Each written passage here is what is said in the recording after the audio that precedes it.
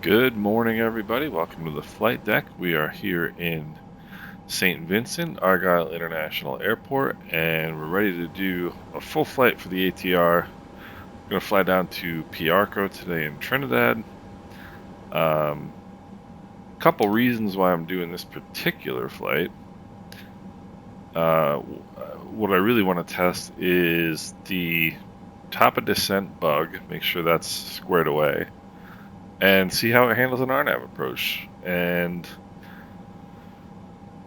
one of the things that I've realized is that I'm treating this airplane too. One of the things I really like about this airplane is it flies like a smaller aircraft, but I'm treating it too much like a smaller aircraft. And what I mean by that is in the 737, I'm very, very precise with everything that I do in terms of procedures. And with this airplane, I tend to just fly it like a Cherokee. I mean, I'm not very precise in how I handle it, I guess is the way I would put it. In terms of all the same things at the same time, gear down at the same time, flaps on a particular schedule, that sort of thing. And so I realized today that I need to be a bit more disciplined in flying this airplane and treat it more like what it is, which is a transport category airplane, with complex procedures and so on and so forth. And so we're going to try to be a bit more grown up about how we fly this airplane today is I guess the way I would put it. I do start my flights from the hotel mode. I don't do cold and dark starts. I don't do cold and dark starts in any airplanes. I don't find them very, I don't know, I just don't see the necessity of doing it. I mean, realistically, if you're flying a a leg in an airplane like this, there's about a 1 in 6 chance you're going to be flying it from cold and dark. I mean, the only cold and dark start you're going to do is in the morning, and then you're flying the airplane all day. Let's see, what would we do TCP? We would do that at about 7,000 feet as an alternate. Now, here's one of the things that's important. The top of descent bug happens, so sometimes when you import a flight plan like I did earlier, the cruise altitude will be set. It should be, theoretically. But if it's not, and even if it's not, you have to do it anyway, but even if it is set, even when you load your flight plan, for whatever reason your cruise altitude is already set from the system, whether you might not be flying it using the SimBrief import, you might be doing it with Microsoft Flight Simulator flight plan. If the cruise altitude is set for you before you enter anything, overwrite it with the same cruise altitude. And the reason is, for whatever reason, it has to be manually set by the pilot in order for the top of descent bug not to happen. And the top of descent bug is actually real. So what happens is when you change the MCP altitude, which is this out using this button here, without changing anything in the flight management computer, the way the airplane interprets that is it interprets it as a change in the cruise altitude, not a change in the desired level that you want to fly at, if that makes any sense.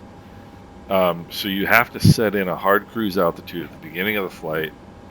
Otherwise, the airplane is not going to, because what will happen is you'll get up, my cruise altitude is 16,000 feet. You'll get to 16,000 feet without having set a cruise altitude, or with having the cruise altitude having been set for you.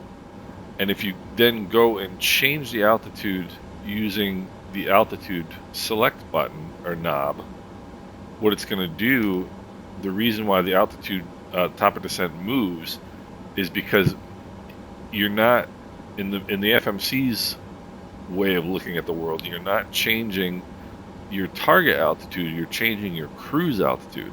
So what it does is it recalculates. Let's say you drop it from 16,000 feet to 4,100 feet, which is the approach altitude into Piarco. It's going to recalculate a top of descent based on a cruise altitude of 4,100 feet. So it's a bit finicky like that, but it's just something you have to have knowledge of in order to fly this plane correctly. And that's really kind of the thing that I'm figuring out about this plane, is it's a lot of the bugs, quote unquote, are not bugs. They are they are operator error. 121.5, always monitor guard. And so 117.1, I'm going to put in, no, wrong place. I'm going to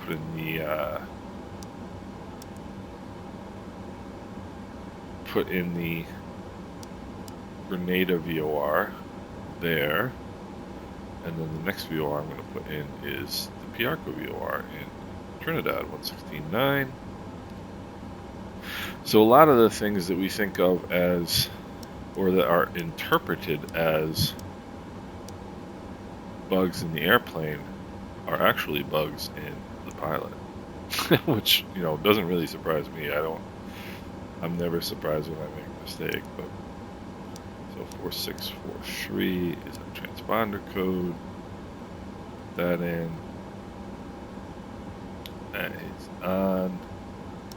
Alright, so before propeller rotation checklist, CDL is on, FMS takeoff data.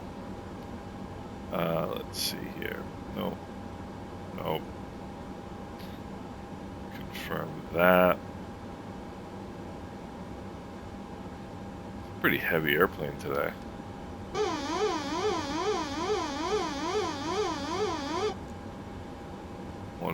.1 is correct.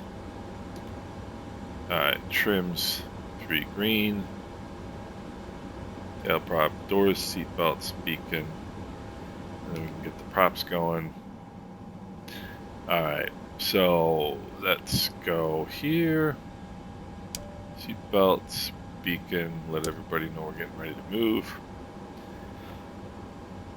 And now, bring this up. 3,000 PSI on both, external power is available on. Alright, so, and I've been told I do this wrong, but I've got hydraulic pressure. And so I'm going to release the prop brake, come down here, set the brake condition lever to auto. Well, I suppose I can use this view. And look at that. We have a rotating prop. So now we'll go back inside. And come up top. Click run. Start on the right end, left engine rather. Bring it up to feather. And we will get good start on the left side. So the oil pressure coming up. ITT is rising. ITT is going to peak and come back down. And we're going to bring that left condition lever to auto. And we'll come up into low pitch. Alright, and we're good to go. Come back up top. Turn the starters off. Turn the transducer rectifier unit, I believe that's called. Get rid of external power. Turn these on, seatbelt line is on. Alright, we are good to go now. And what I'm going to do is select IAS and nav mode. And select that so we get the magenta indication there. We'll set our altimeter, which is 1018 this morning.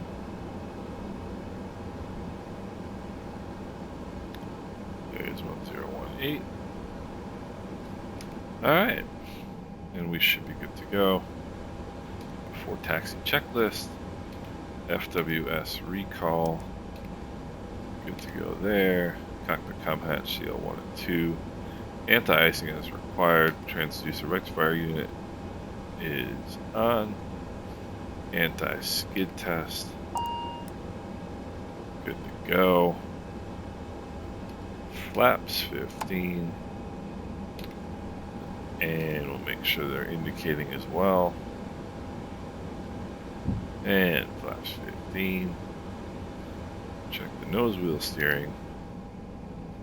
Nose wheel steering is good to go. And we are ready to be on our way. So we'll release the parking brake. And we're good to go. This is a payware airport. It's a great add-on, richer simulations, beautiful airport. I don't fly out of here enough, to be honest with you. And I don't know why I would be dishonest with you. So, we are on 122.8.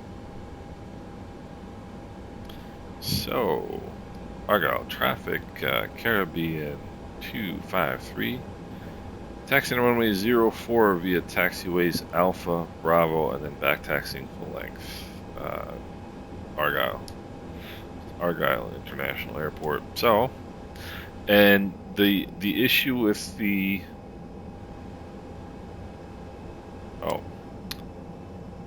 so it took me about 7 minutes to make a fool of myself.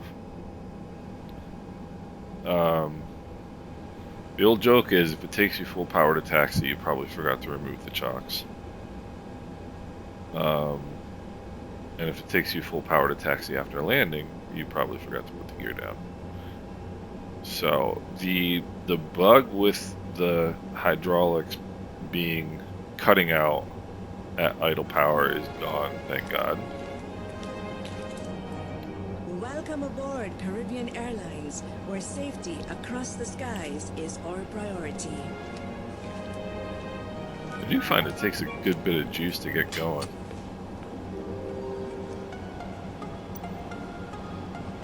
We invite you to sit back and see all the ways that we come together to make our flight safe and sound. I've had a couple people ask me about the cabin announcements. So I'm doing this flight for Caribbean Virtual Airlines, We know that you fly frequently, which so is to reinforce what you already know and to enable those around you to hear our safety procedures, we ask v-w-a.net that you want to give us join. your full And one of our attention. members actually recorded this Please fasten your seatbelt now. on one of his flights, on one of his actual Caribbean Airlines flights. Pull the So, loose end of the strap to tighten. To release, taxi lift takeoff the lights, top of the brakes. buckle and pull apart. The takeoff Thanks, config everyone. test, And now in preparation for takeoff, good to go. do bring your chairs to the upright position and stow your tray Alright. tables. Please open your window shades and pull your armrest down as we're almost ready to get going. Do observe the fasten seatbelt and no smoking signs. As a precaution, blankets should not be used at this time.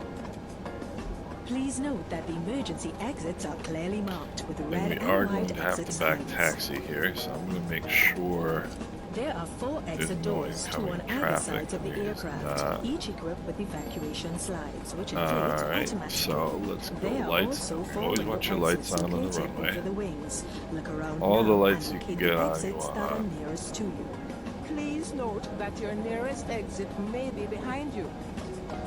Life rafts are located in good. overhead compartments near the Argyle exits. traffic, With the Caribbean loss of 253, electrical back power taxiing or runway in a smoky 04, cabin, full length an emergency departure. lighting Argyle. system will illuminate and lead you to the nearest I exit. don't know why I consistently forget the name of the airport that I'm broadcasting to between the time that I start my Make transmission time to check out the and the safety time that I information sign off. leaflet in the seat And pocket in the front reason, of by you. the way, It that gives details of you emergency procedures and equipment. say the name of the airport Pay special again at the attention to the end, or projected not necessarily the position name of you the will be required airport, to but adopt in perhaps case of the emergency, city, and the depending location on of the life rafts to be used depending on where you're immediately. flying. The reason why when you're broadcasting at an uncontrolled field, that's a field without an operating control tower, which this is right now on Matt's end because there's no controller. The reason that you repeat the name at the end of your transmission is just in case somebody logs onto the frequency halfway through your transmission, hears your intentions and your runway and so on and so forth, but didn't hear the beginning of your transmission, so they don't know what airport this broadcast is intended for. So you repeat it at the end so they know. Okay, so here's our whoopsie. No. Oxygen mask will drop from the compartment above you. Remain seated. Pull the nearest mask over your nose. Alright, takeoff briefing. It's going to be a straight out departure, right crosswind. You must put on your mask before attending to anyone in your care. Flight controls. Spoilers are working. We are pleased to offer a smoke-free environment. Smoking is This is prohibited one of on board. these All passengers must where you observe have the to no make the smoking right sign. turn The washrooms are equipped with to sensitive get detectors. lined It is up, an and I don't offense like to that. I turn on like these left devices. turns Thank you because for your a attention. left turn You can allows sit you back as and the relax pilot as on the important left-hand side of the safety checks airplane, are or being carried excuse me, out. a right turn. We Like look forward if to the meeting your turn was in the flight opposite and direction here, sitting on this side of the plane, we would have a clear view down final. In this particular case, since it's a left turn, the first officer's position is where you would see get a nice clear view. So flight controls are good. Transponder TCAS good. Boost function is good. Airflow is good.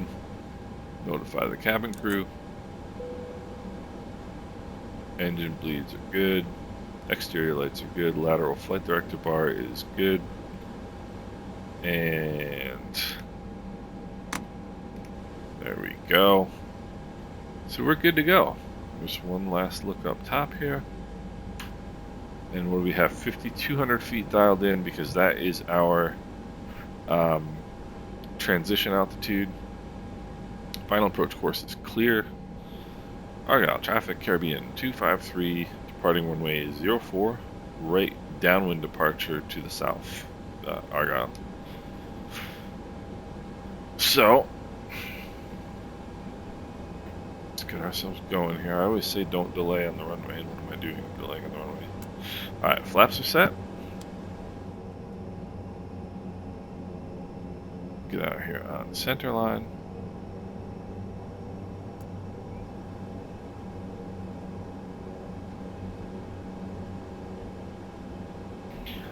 And we'll center the heading bug. Alright, we are ready to go. Power coming in. Notch, notch. Engines look good. Release the brakes. Airspeed is alive. It's gusty wind today, 70 knots, my controls. Gusty winds, it's tough to maintain center line with the rudders. 110 is our rotation speed. And let's go flying. positive rate of climb. Gears coming up.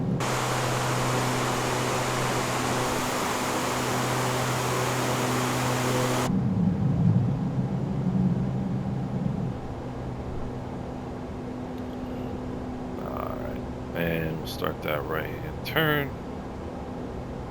Bring this up to climb power. Taxi takeoff lights coming off. And we'll engage the yaw dampener and the autopilot. Don't sing. Speed checks for Don't sing. flaps. Yeah, no. Don't sing.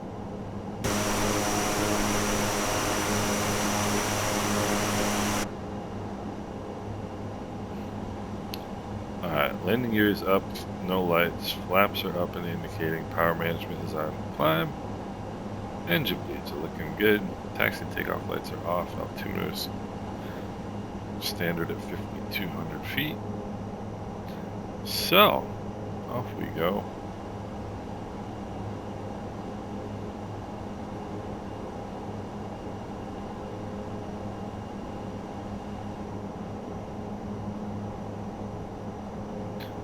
Beautiful day for flying in the Caribbean. It's always a beautiful day, almost always a beautiful day for flying in the Caribbean.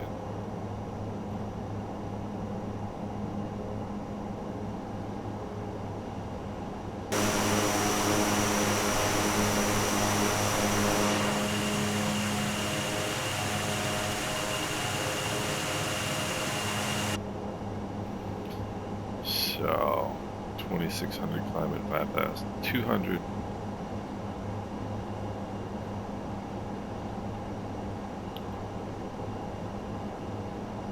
Hydraulics looking good. TRU is looking good. Oil pressures, oil temperatures are good. Fuel flows are normal.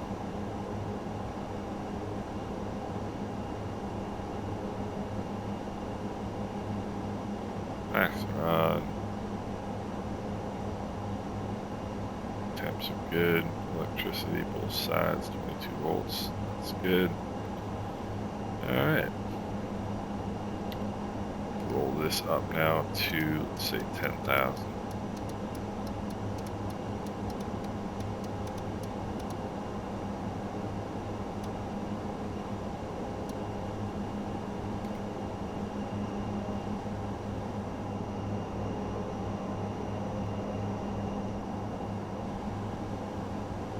Quick look up top here.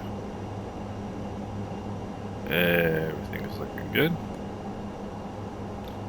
4,200, climbing 10,000.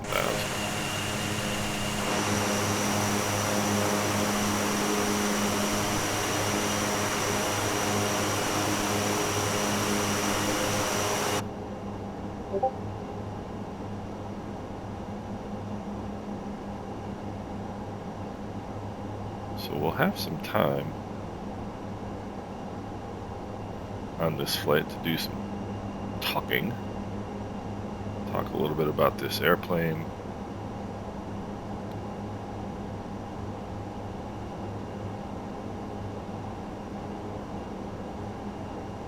Coming up on 5,200 feet, which is our transition altitude.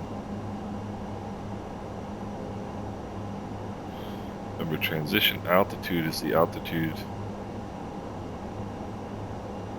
at which you go from local altimeter to standard altimeter on departure. Transition level is the altitude at which you go from standard altimeter to local altimeter on landing. Transition level for landing. That's the way I always remember it.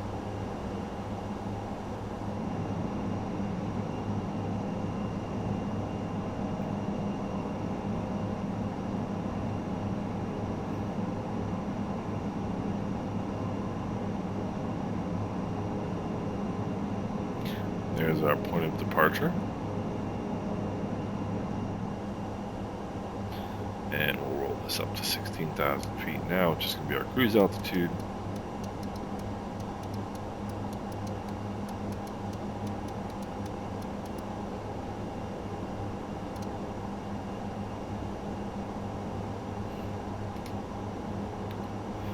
And out before us is, or are, I suppose I should say, the Grenadine Islands.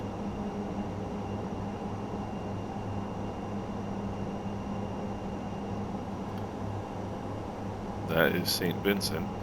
These are the Grenadines. St. Vincent and Grenadines.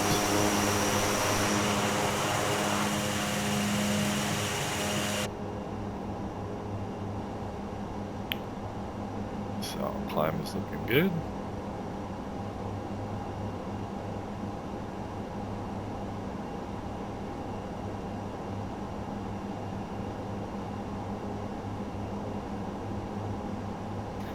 There's our top of descent.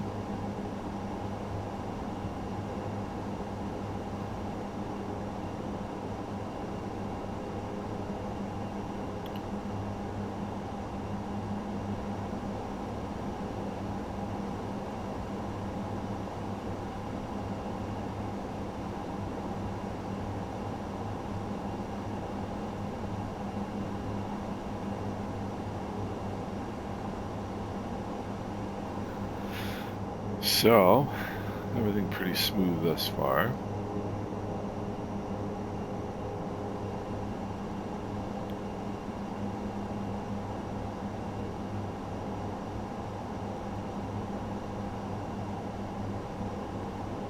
Yes, I do realize there's going to be like literally one person listening to this part of the flight.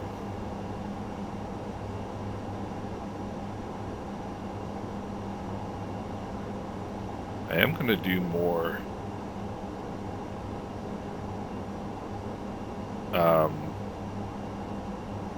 streams coming up. Definitely going to do more streams. Coming up, not this coming week, but this is a Sunday right now when I'm talking to you. Not this week, but the week after I took off from work because at some point in the next week and a half-ish, we will be getting the Caribbean update from Microsoft Flight Simulator, which will of course be like Christmas in January for me. So we're definitely going to do some serious streaming when that comes out. And I'm not, very experienced with streaming. I think the first time I did it, it went relatively well. But I do want to iron it out a little bit just to make sure that the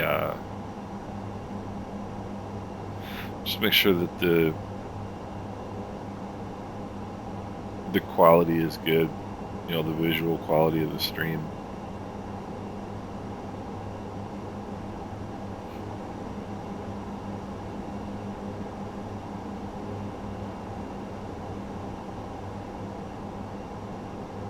So these are some of the coolest islands right along here. There's so much fun to fly.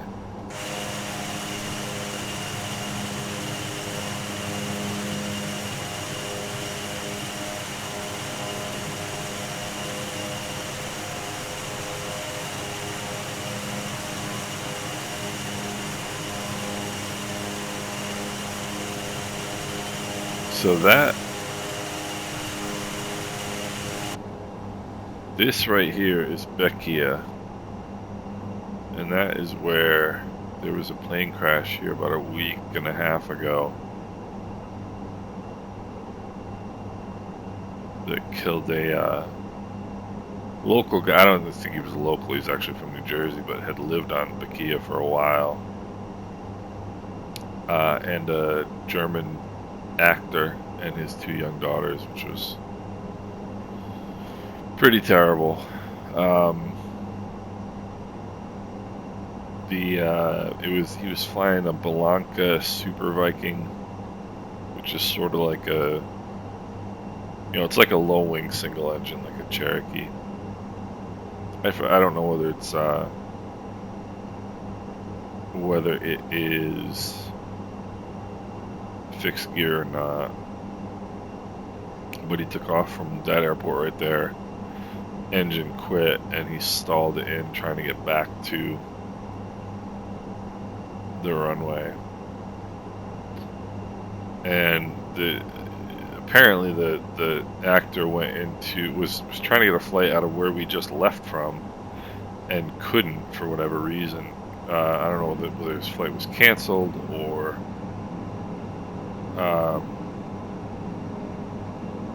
maybe he was moving up his flight, I forget, and so he needed to get from Bequia, which is there, to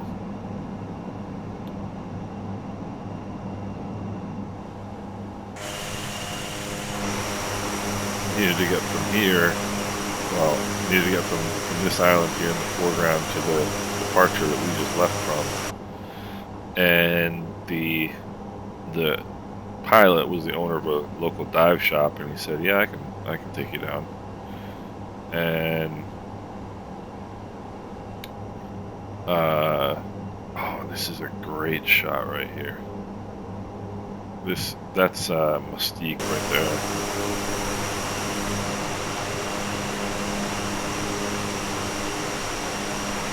That's another phenomenal airport.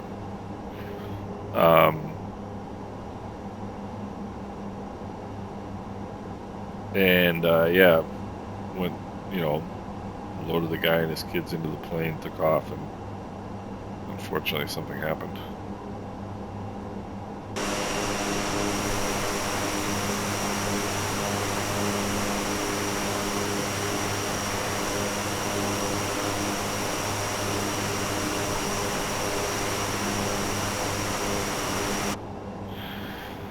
And the guy, I mean, it's not like it's huge, really makes a huge difference. Dead is dead, but the guy wasn't a commercial pilot and really shouldn't have been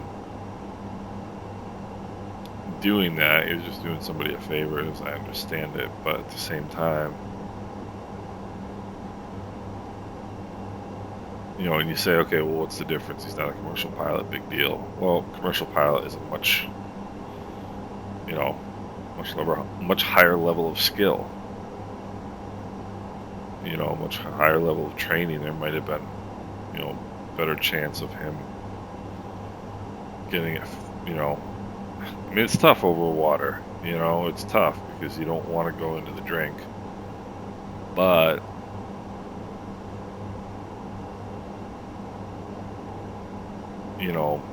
I guess the point is to make yourself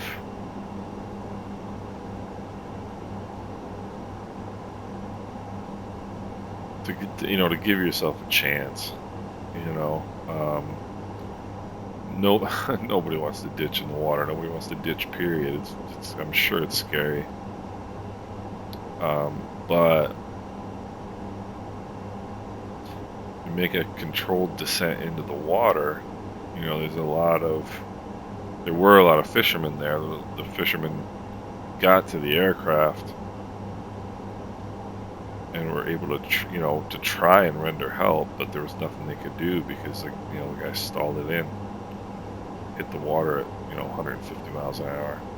It's like hitting concrete, So, you got to give yourself a chance. Put it in the, a controlled water landing. If it's a retractable gear airplane, you're better off going in with the gear up, because it's with the worry with the gear down is that it's going to catch the water and flip you, or catch the water and spin you or whatever.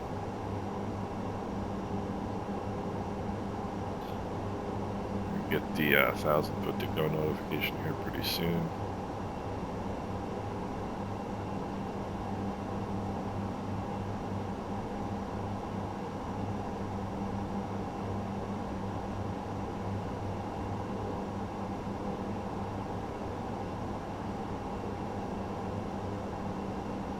But just get it controlled into the water and give people a chance to come help you.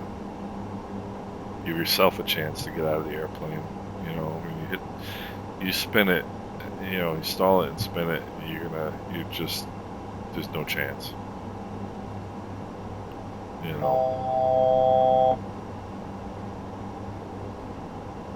So, very sad story.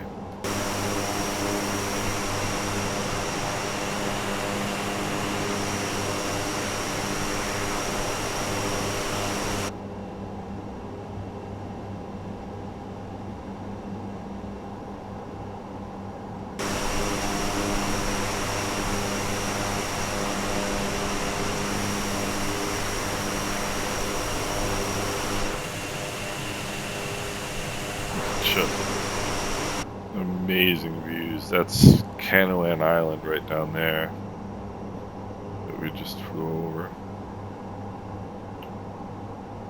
And then right there you can see that runway, just the lower left, bottom of the screen, right, very bottom of the screen.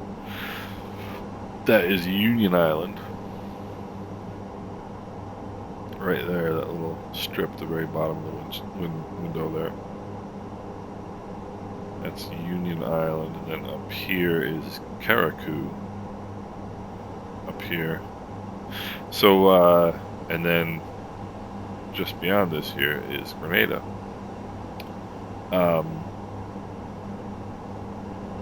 Let's see, we're coming up on 16 out capture, so we can now go to cruise.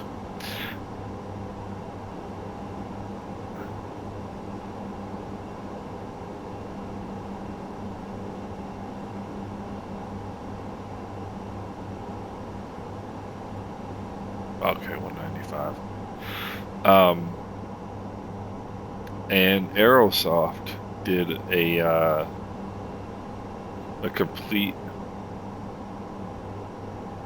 Well, they did two packages that cover all of these islands and all the little airports here, and it's just wonderful.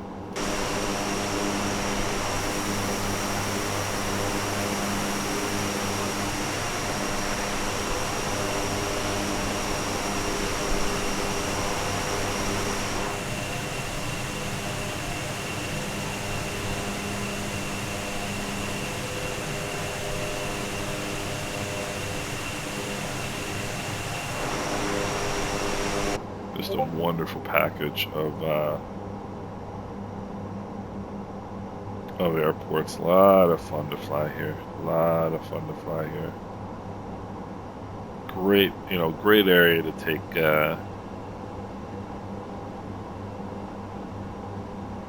Take the 172, take the 152 for that matter. I actually did two videos a long time ago. One, they're both called Caribbean Island Hopping. If you search Island Sim Pilot Caribbean Island Hopping, you'll find them both. And I took the 152 and just hopped all these islands. And the first one I did like probably 2 years ago, before a lot of the water masking and before the airport package I was using. I think the freeware, there's some great freeware versions of these airports too. That's you can see right there, middle bottom of the screen, that's the little airport. Cool place to fly into. And then I did it again 2 years later with so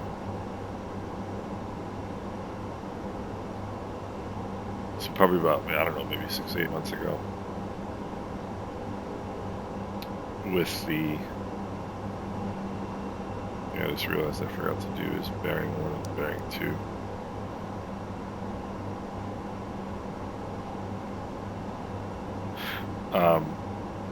Did it with the payware package.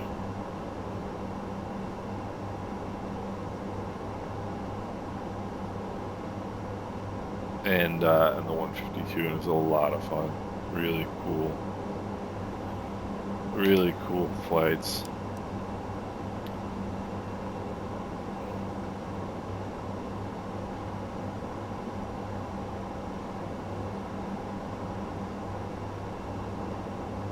Okay, there we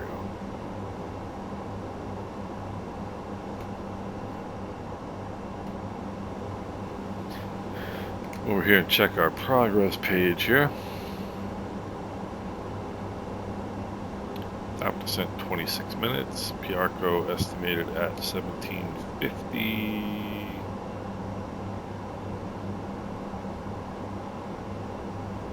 guess that can't be quite correct, but I think some of the so I guess we'll talk about this airplane now that we're, which is kind of the whole point. One of the things that is definitely still an issue is the weights, right? So I imported the fuel plan, the flight plan, and then the fuel and the payload from the EFB. And this is a great little program SimBrief panel that you can get from flightsim.to. And this imports your latest SimBrief flight plan. And you can see here actually that's not too far off. Zero fuel weight, 43,040 pounds. 43,333. Fuel on board, 4123, 4192. Takeoff weight of 47.4. This is 46.8. This is actually as close as I've seen. Reserve fuel 1254, 1323. So this is actually as close as I've seen the imported weights to be, as close as I've seen them to being correct. Usually it's quite a ways off. So that's, I can't imagine why it would have been off yesterday and it's correct today, but who knows.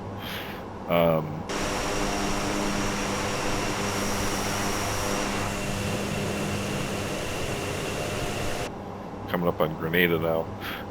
So that's one of the issues with the airplane, and hopefully, gosh, it would be nice if it was correct. Check the METAR for Piarco, see what time they're giving us. 1600 Zulu. It was an hour and a half ago. 110.13.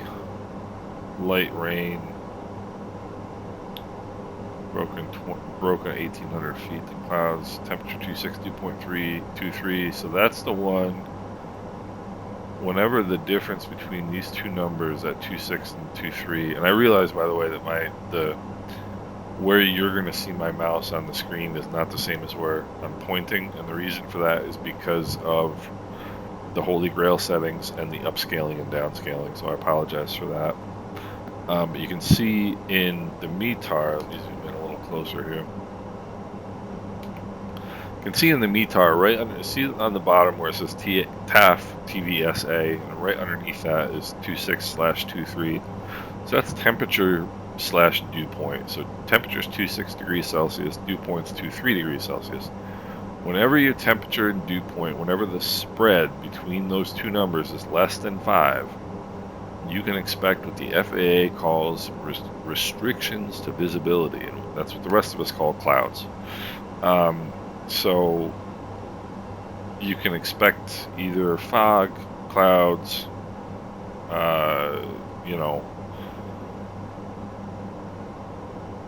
that sort of thing. So anytime that number is anytime the difference, it's called the temperature dew point spread. Anytime that temperature dew point spread is less than 5 degrees,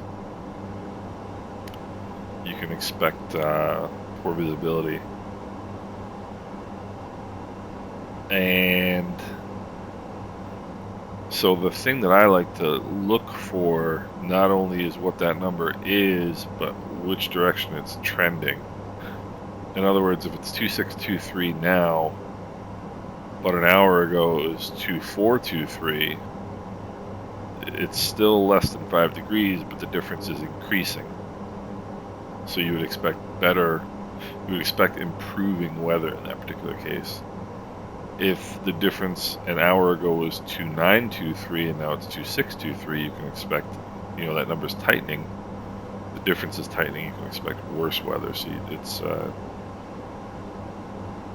important to know that as well. Let's have a look now see if we can get. So the weather at 17 Zulu is 2822. So an hour and a half ago it was 2623. Now it's 2822, which means the weather is improving. At least it's very likely that the weather is improving.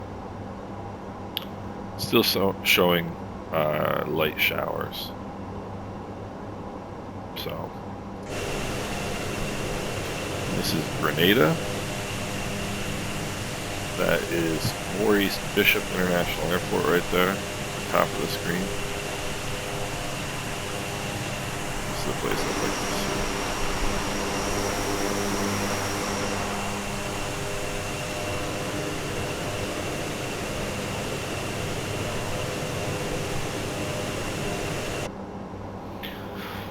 And we can start getting eyes on our destination here. See Trinidad off there in the distance.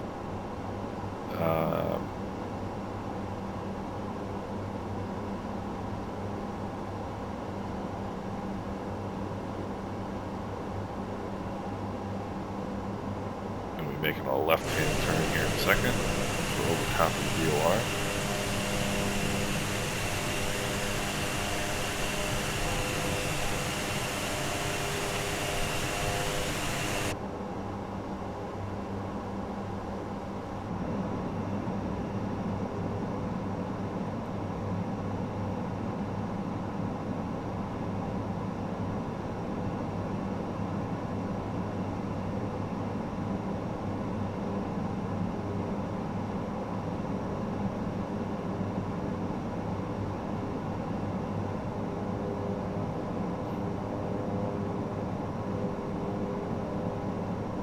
I love these cabin views.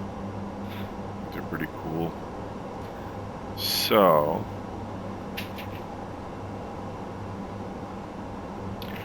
the issue with top of descent. So we've got 6 minutes until Imoro, which is, so figure 10 minutes to top of descent. So the part of the issue with this airplane is that there's no documentation. I mean, that's a lot of the issue, right?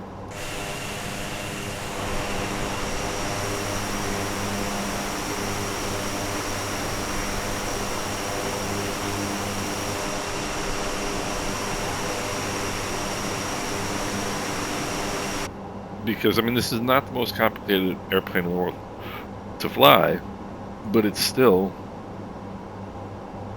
a systems rich, transport aircraft. It's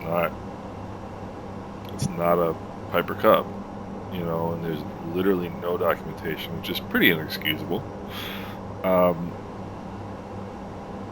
one of the things that a lot of people have had trouble with is the top of descent. And we talked earlier about making sure that you enter a top of descent, that you enter a cruise altitude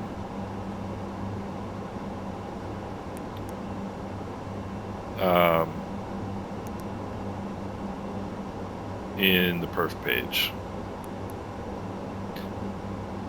before you depart. And this is the perf edit page. You want to make sure you enter the cruise altitude, even if there's one already there. Overwrite it with whatever your cruise altitude is to make sure that the top of descent behaves correctly. Now,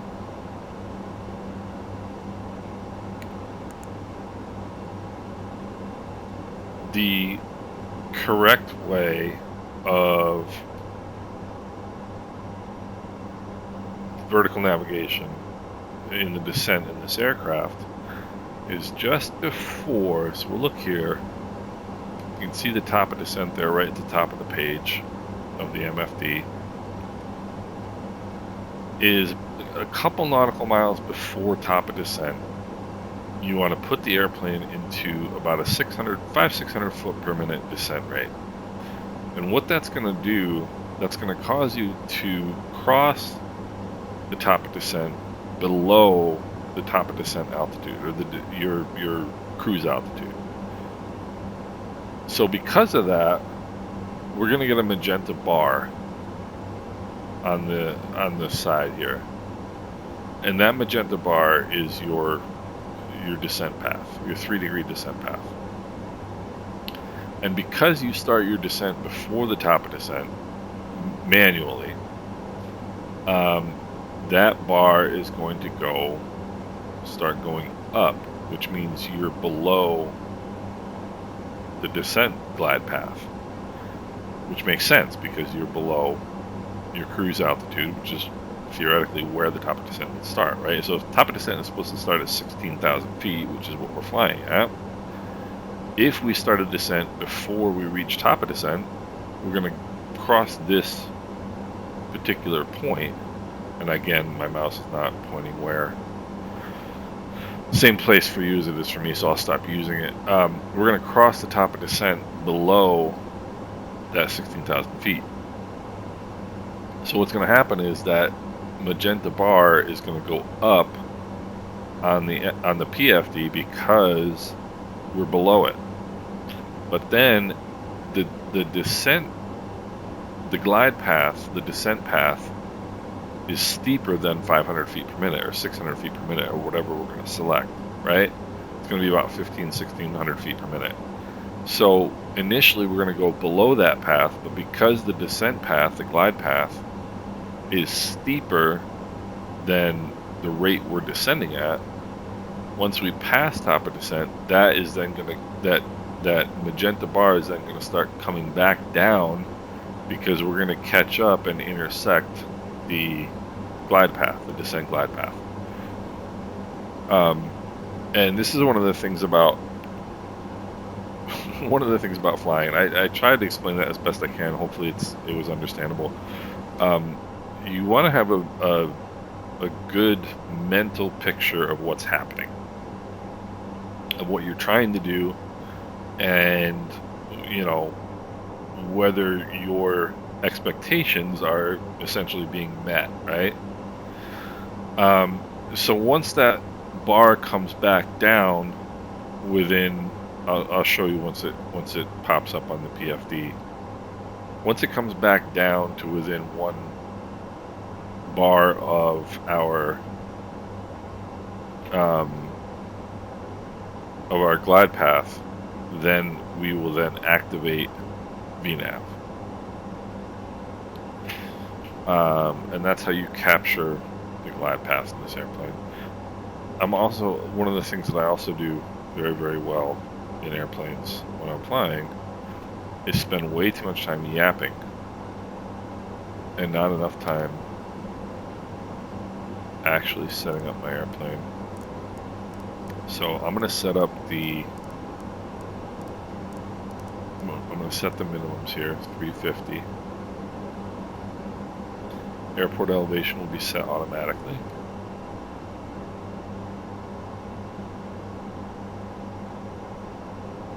I'll give you guys a real quick look at the chart here.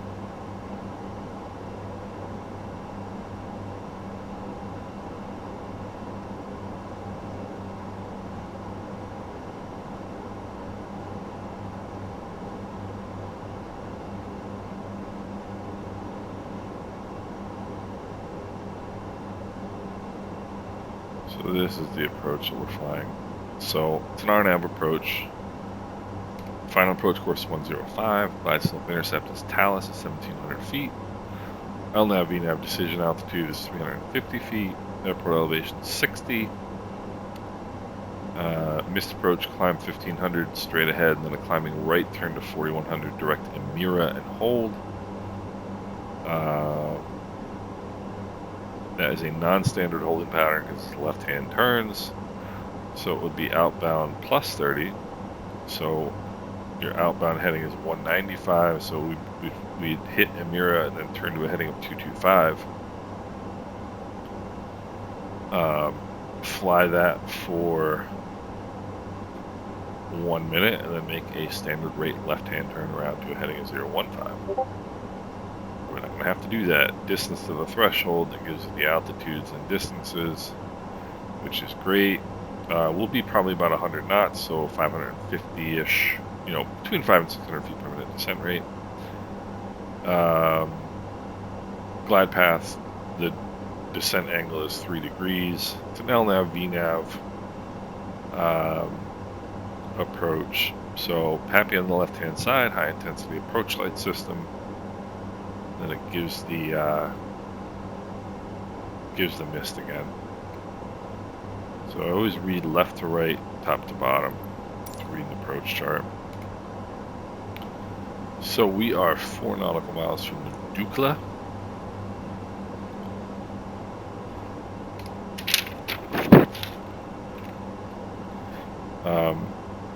To enter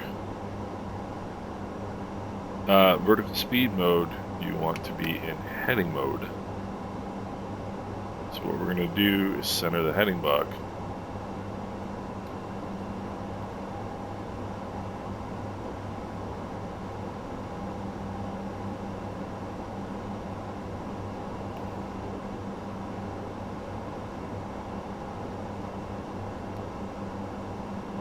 So that we can go into heading mode briefly as we go into vertical speed mode.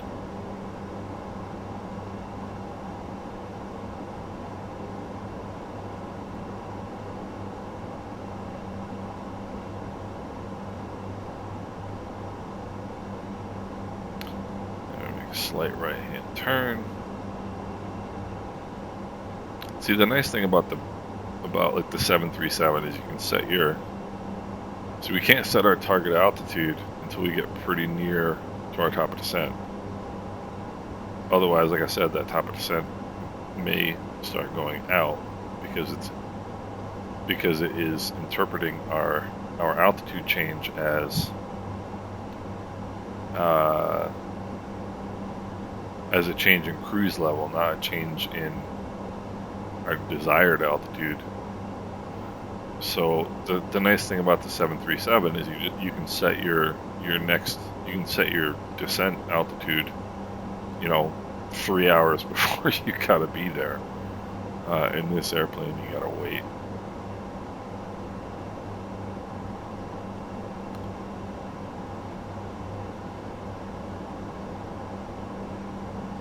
Which is kind of annoying.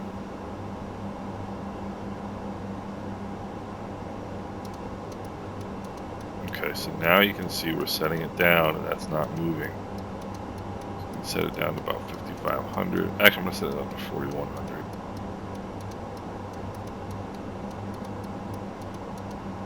And I nailed it, look at that. And so now let's square this, go into heading mode, vertical speed mode, 500 foot per minute descent. And now we're going to wait for that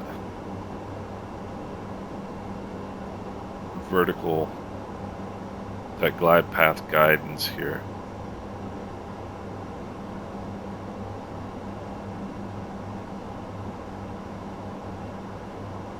And there it is.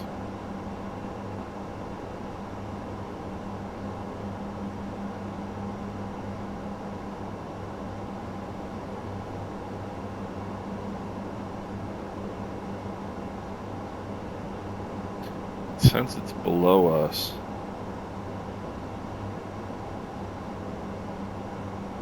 we're not going to catch it.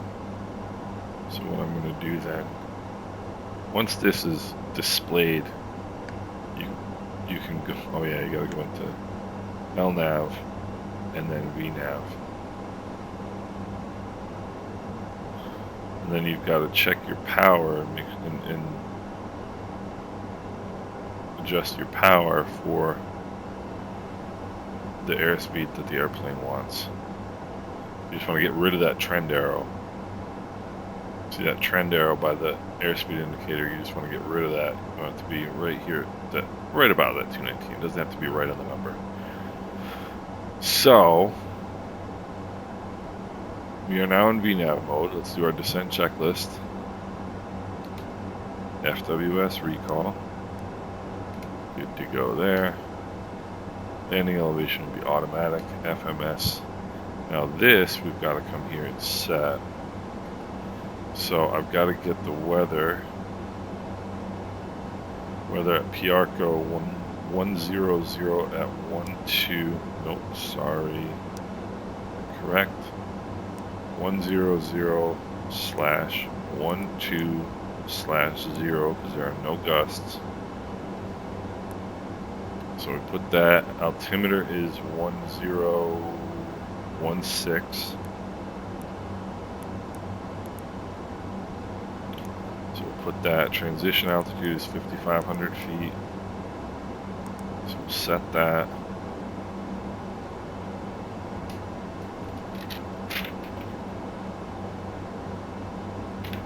Alright.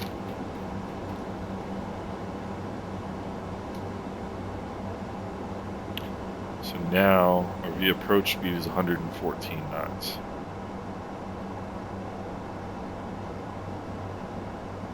A little bit high here on the speed. So FMS landing data is set. Decision height is set. Arrival briefing has been completed. Once we get down to about 10,000 feet,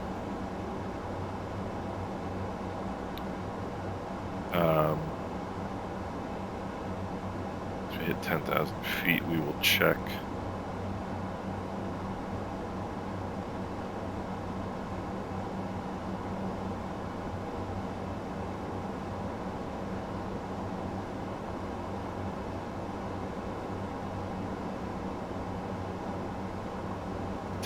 feet, you want to turn your lights on. Then we want to check the cabin pressure.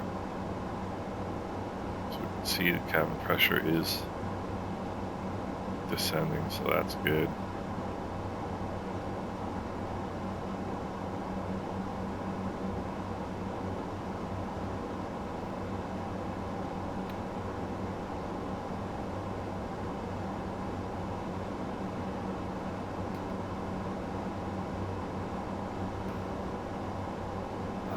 I do want to now activate the approach speed, so that's now coming down to 170.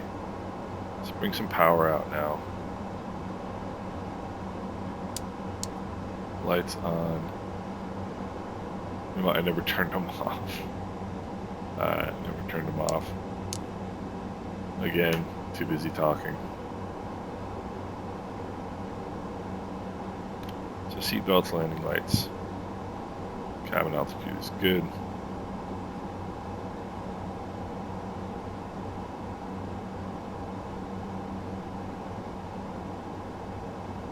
NAPCO is our initial approach fix, so I'm gonna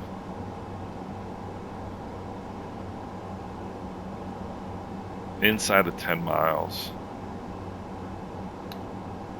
I can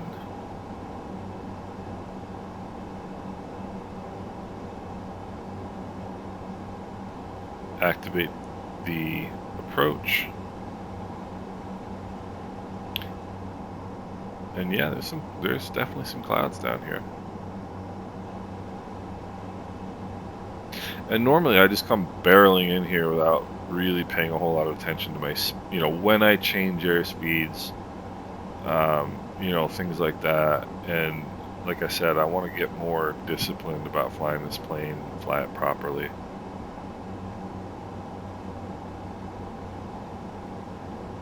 Inside of 10 miles from NAPCO, make our first radio call here.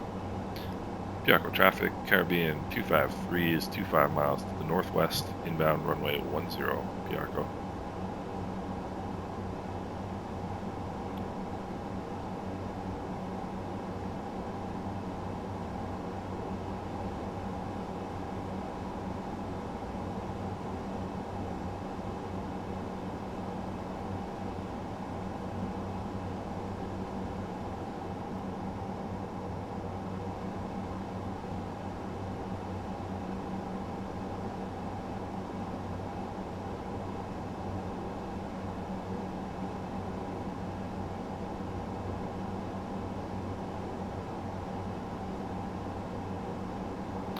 Speed checks for flaps 15. We'll go flaps 15. It's going to help us slow down.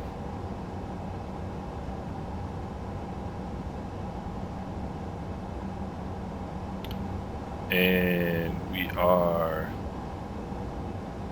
coming up on 6 miles from NAPCO.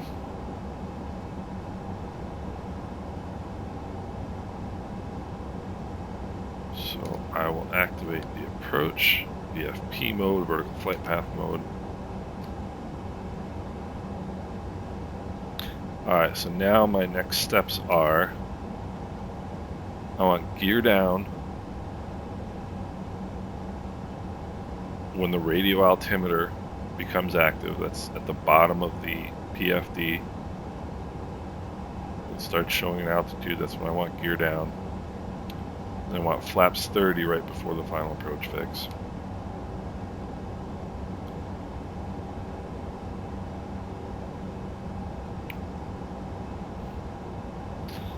Again, trying to be disciplined and not goof around.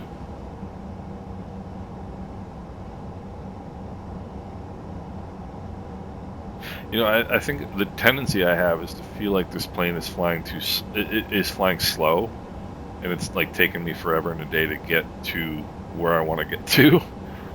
But you know, it flies at whatever altitude it flies at, or whatever speed it flies at, rather. So we'll set the altimeter now 1016. There we go. A little early, but it's alright. And once we hit NAPCO, see now this that blue line is showing us where we're going to hit 4,100 feet. But once we hit NAPCO, it's going to give us 3,300 feet. Because that's our next altitude. You can see it right there, that 3,300 or above. Here's NAPCO. So there's the 3,300 or above. So now we dial it down to 3,300. And once we cross that 3 nautical mile waypoint, which is 3 nautical miles from Lexor, then we will dial it down to 2,500 feet, which is our next altitude. Piarco traffic, Caribbean 253, 10 mile left base, runway 10, Piarco. So,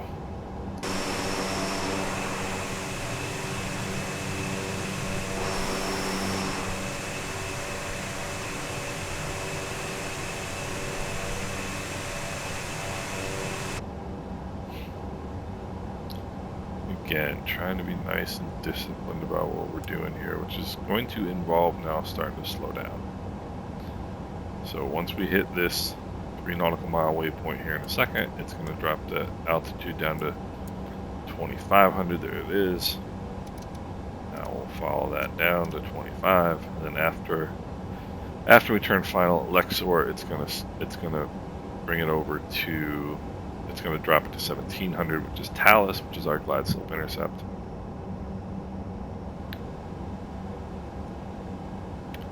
Quick check, make sure there's no conflicting traffic, and there is none. Ready on the gear for when we get the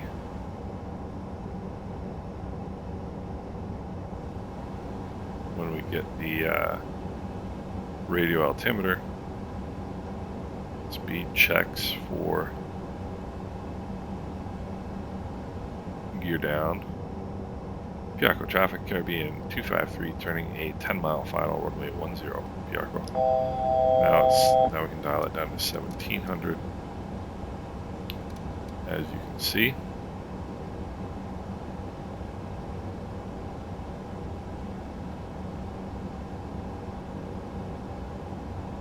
So. And I tell you what, I like this kind of flying. I like clean, consistent, disciplined flying. Makes me feel good.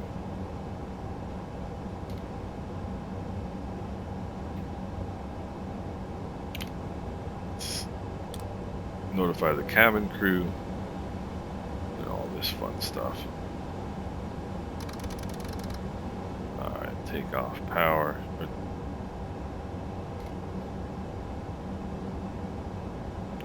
There's the runway out ahead of us.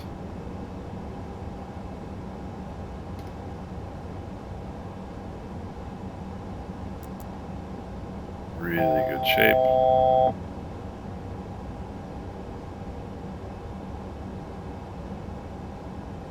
Looking for that radio altimeter at 2,500 feet. Once that comes alive, we go gear down. There it is, gear down. And just before the final approach fix, and there's VFP captured. Just before the final approach fix, which is Talus, we go flaps full. So we'll go flaps full now. Talus is 5 miles. Piarco traffic, Caribbean 253, 5 mile final runway 10 Piarco. So now what we want is BREF plus 5. BREF is 114.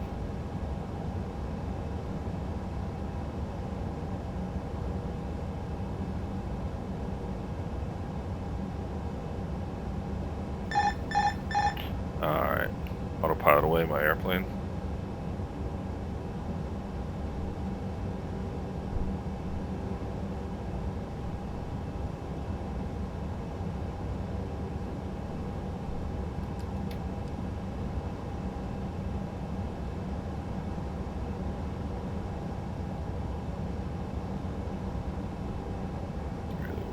Do a nice job here.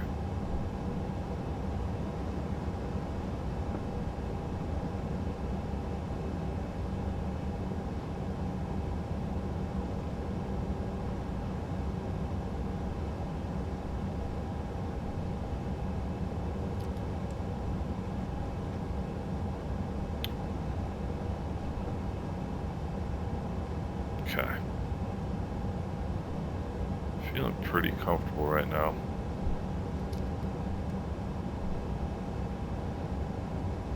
Just trying to keep those bars centered, baby. Airspeed is nice. Air trim. 4 miles. Little bit of power now. I don't know why it's. Look at that. Well, maybe I'm way below. I don't think I am, though.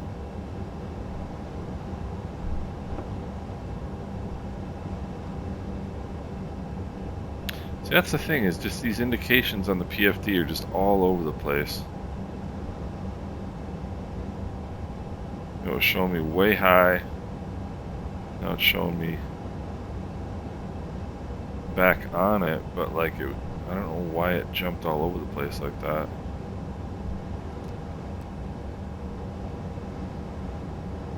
Not showing me low. Alright, well. 500.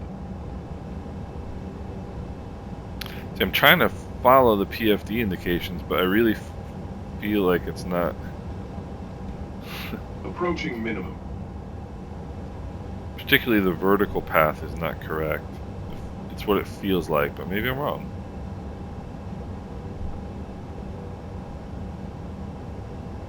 Minimum. Continue. Minimum. I mean, it feels like it's right a lot of the time. Some of the time it's very inconsistent, it feels like.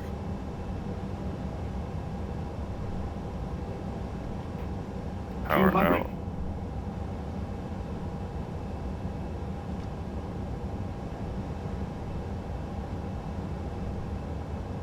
Flattened out right there, which is not 100.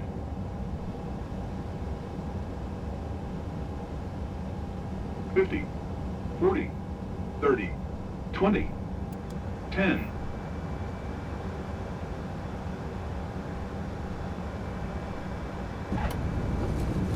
That was alright.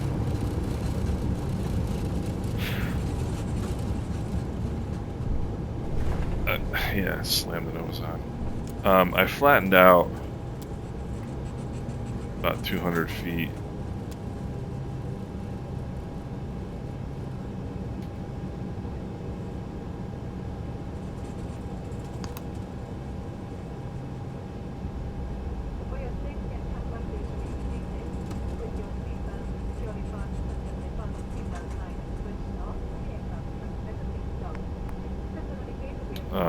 Which wasn't too bad.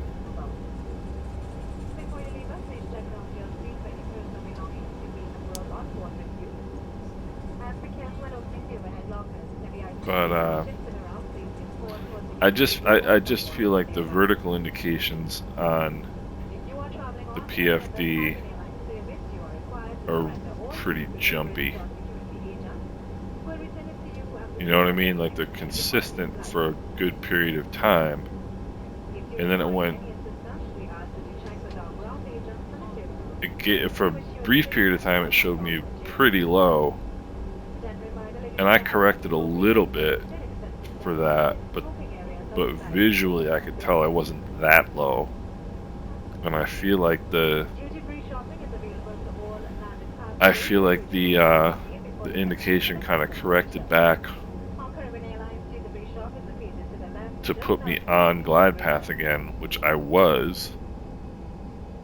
So I just feel like the glide path kind of jumped around a bit for a period of time, and then it got consistent again. PRCO traffic, Caribbean 253 is clear, runway 10, PRCO. And then it got consistent again, you know. So, and it's an LNAV VNAV approach, so it's not an LPV approach. It's not, you know, a precision approach, but I feel like that glide path on the PFD should be a bit more consistent, you know. And I know they get goofy when you're crossing a my flaps up. They get goofy when you're crossing a waypoint, but it was inside of Talus, so there wasn't. I don't think it was a waypoint issue. But at the same time, I felt pretty good about how I flew the plane. I felt like I was a lot more disciplined on this flight. I felt like I had a lot more. Felt like everything was nice and consistent. Everything was very smooth. Felt like everything was kind of done at the right time, and that I wasn't chasing at the end. And I think that's kind of the big thing, is to make sure that you're on speed and configured, you know, well in advance, so that you're not chasing airspeed and glide path and trying to get the airplane configured all at the same time, you know, towards the end. So I was pretty pleased with how I flew the plane.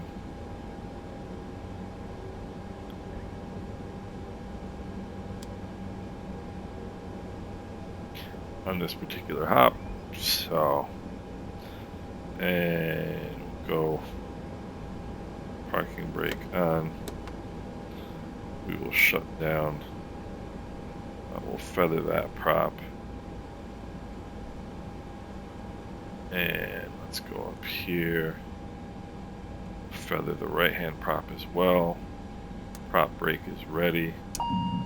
Engage the prop brake. And now that the prop brake is on, we can go outside, get the wheel chocks and ground power, and turn the ground power on. And you're going to hear some funky noises, and I'll show you briefly what that is in a second. So now we'll shut down engine number 1, and we've got ground power, so we can shut down engine number 2. The only reason I'm shutting down the second engine, normally I would just leave it running in hotel mode, is because that's the only way that my ACARS will acknowledge that the flight has ended. Turn these two off. TRU is off. We'll turn these off so we don't burn the windshield. Really release the humans. External lights off. open the doors, set the tail prop, and we're in good shape. So, we hath arrived. Good flight. It was a good flight. I'm pretty pleased with it. You know, I was talking earlier about the fact that there's no documentation for the airplane, which would leave a lot less for us to figure out.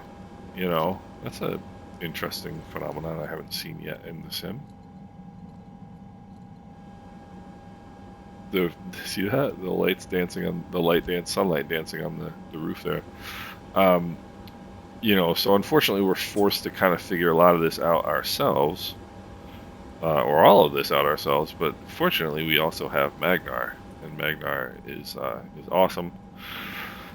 So I'm feeling good, feeling like I'm getting a better handle for the plane.